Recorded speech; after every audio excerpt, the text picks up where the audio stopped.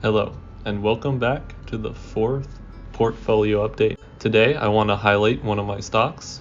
It's Square or Block, which is a medium-sized position in my portfolio, making up 4.19%. Just yesterday, Block posted its earnings. It had a beat on revenue. It actually missed on the EPS, but it is still up 16% today because of its guidance. It raised its guidance for the next quarter. And today I wanted to go over why I'm bullish on Square and sort of what my bull thesis is and what I see that I like about the company. I'm not going to go too in depth into the fundamentals here. I just kind of want to highlight what I like about it. I'm not the best stock analyzer. I kind of just look for things I see as like a good company. So here's a look at Block's revenue. This is probably the best graph you can see of Block because the revenue growth is just amazing. It's just constantly up. If you look at other stuff like EPS, it's not going to look as good.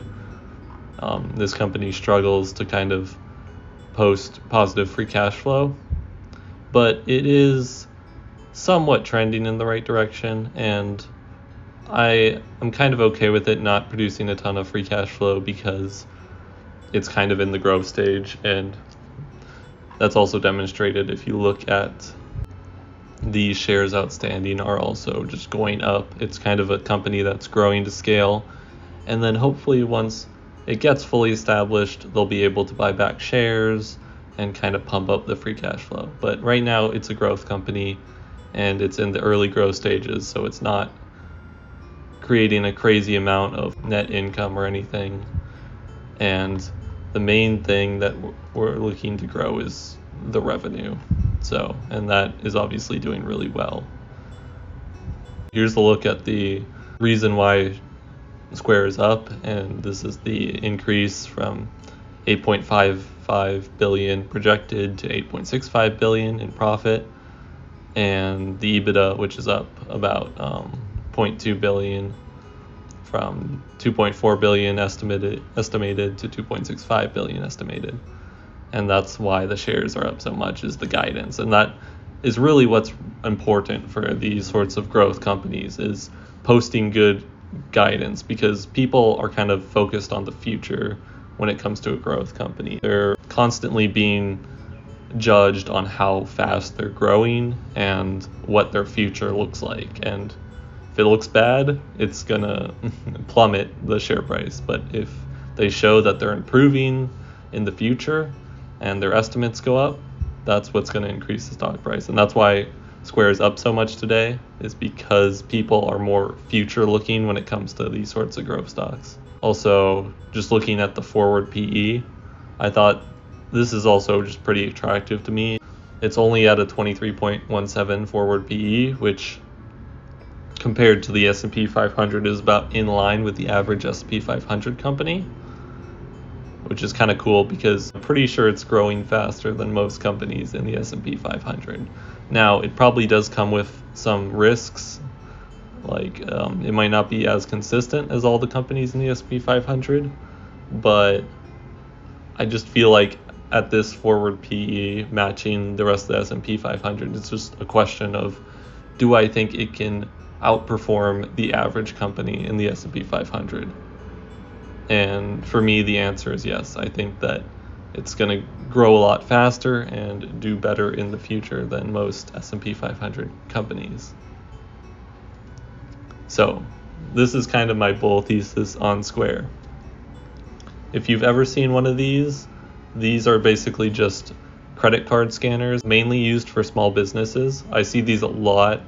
Just if you're going, I don't know, like if you go to a food truck, for example, people who own them will buy these Square credit card readers because not a lot of people use cash all the time anymore. And even if you're a small business, I feel like in the past people would just be like, oh, I'm going to bring $10 to the food truck so I can pay with that. But now most food trucks, or just any sort of like small business, will have one of these card readers so that you don't have to use cash. And they're, really obnoxious too, because they'll like ask you if you want to pay a tip. Obviously, when you were paying in cash in the past, you wouldn't be like asked to pay a tip, but these things will ask you for the tip, and that part of them is really obnoxious, but it's good for the actual people running the business because like in the past they probably didn't receive many or as many tips.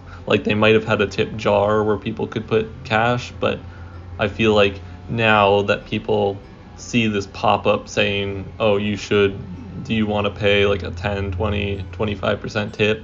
Now it kind of gets into people's head that, oh yeah, I should pay a tip. And I think that that's one of the benefits of having one of these as a small business owner, is that you probably get more tips using these than if you weren't using these.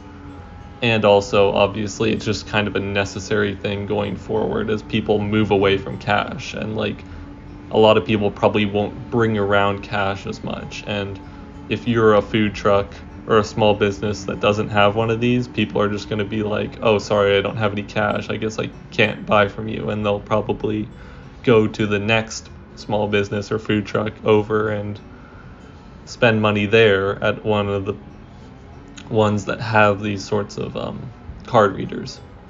So this is kind of why I'm bullish on Square, is I feel like I see these things everywhere, and you can tell that they're from Square. They'll have this little icon, and I always see them with this square with the square inside. I think that in the future they're just going to get more prevalent. The reason why this is really important for Square as a business is that not only are they being able to sell these and just profit off of selling them, but also the fees associated with them. So for each of these, for like the standard processing fee is about 2.6% plus 10 cents. So every time one of these small businesses is creating a sell to a customer, Square is getting a percentage of their sale. So it's basically Square is profiting off of all the small businesses in America that are using these card swipers, and basically you can see it as just like taking a small percentage of the profits from every small business, which is insane to think about. And obviously they don't have their card swipers in every small business, but I feel like the amount of businesses that are using these is constantly growing, and I see them more and more everywhere.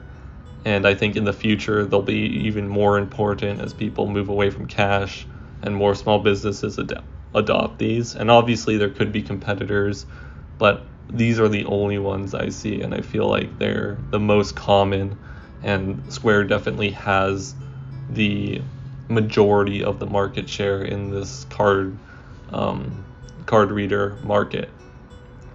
And that's sort of my bull thesis. They do obviously have other parts of their business. They have Cash App, which competes with Venmo in the sort of cash transfer market where people can send cash back and forth. And I am bullish on that as well, but this is really my bull thesis, is these card readers, because that is what I'm really bullish on. Like, I do think that the cash transfer market is a good growth path as well, but it is also just more congested in terms of like competition, because you have companies like Venmo that also have really good products in that space, and I think Venmo has a little bit more market share, but Cash App is really good and it is growing as well. So that is another reason to own the company. But yeah, that's my main bull thesis on Square. And now let's get back to the portfolio review. All right, here we are back at the portfolio. This is where Square is, and it is a medium-sized holding in my growth portfolio, and it's up $484 so far total. Now, if we take a look at our performance, this is from the last month, from January 22nd to February 22nd. This month was pretty good for us, a little bit choppy in the beginning, but we are up 6.62% this month, and during this time we increased by about $2,500. So we're up to about 41,000. And let's quickly compare that to different indices. So compared to the Russell 2000, we slightly are kind of outperformed by about 3% this month, which is good. The main competitor, the S&P 500, we slightly edged out by about 1.4%. And yeah, it was close. We were a ways ahead midway sort of through this month, but it's been pretty close since then. And then the NASDAQ, of course, very similar portfolio, but you can see that there is some differences. We were able to go up a lot. I think that's mainly due to just slight differences, and I'm more concentrated into big tech. So we luckily beat the NASDAQ by about 5%, which is good because this is kind of like a NASDAQ clone sort of portfolio. It's very similar. So the fact that we're beating it is really good to see. And then the Dow, we also beat by around 3%. So that's good. We beat every indice this month. I mean, I'd hope we'd be beating indices because we're kind of in a very bullish market, and during a bullish market, my growth portfolio should be outperforming because of how growth focused it is, and these sorts of tech companies tend to outperform during bull cycles. So I'm glad I'm outperforming, but it kind of is sort of to be expected. We kind of have to expect to be able to beat out these indices because this is the time when we need to be beating them, because we might get hit harder during bear markets. Now let's just quickly take a look at all time to see how we're doing total. Let's go back to start of the portfolio.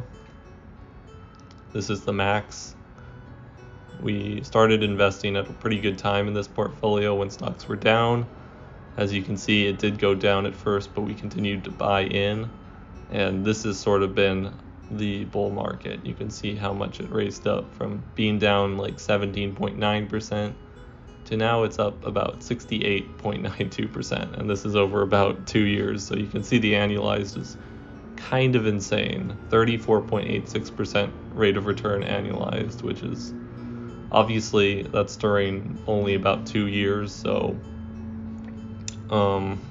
it's over a pretty relatively short time period, but that sort of rate of return is kind of insane to think about, especially if it can continue into the long term. Here's the Dow. Obviously we were kind of in line, and then it was beating us for a while, but you can see we pulled ahead and we're safely ahead of the Dow for now, at least. NASDAQ is a lot closer because of its similarities to our portfolio, but we are beating the NASDAQ as well, which is good to see. We'll go to the Russell 2000 so we can do the S&P 500 last. Russell 2000 hasn't been that good. I think the Russell 2000 tracks more small cap stocks, which honestly are not the best performers. So yeah, we've kind of crushed this portfolio. It's barely been up in the last 2 years, only up 15%, and we have been up quite a bit more. And the main competition I want to measure this portfolio against is obviously the S&P 500, which is a great index to own. I honestly own some S&P 500 ETFs, and I'd recommend people buy the S&P 500, but just for fun, we're competing. And you can see it was pretty close at first. We started to pull away around here, around May 1st, 2023, and we've sort of grown our lead. I wouldn't say it's growing that much. We've kind of been about the same, maybe a little bit growing recently, but we've kind of had this same looking gap. Our portfolio hasn't really pulled away tremendously, which I'd like to see, but it's still nice to have this sort of gap between us, and we're up about 36%-ish, so that's good. And yeah, thank you for watching. This has been the portfolio review. I hope that we continue beating the S&P 500 in the future, and I'll see you guys in the next one.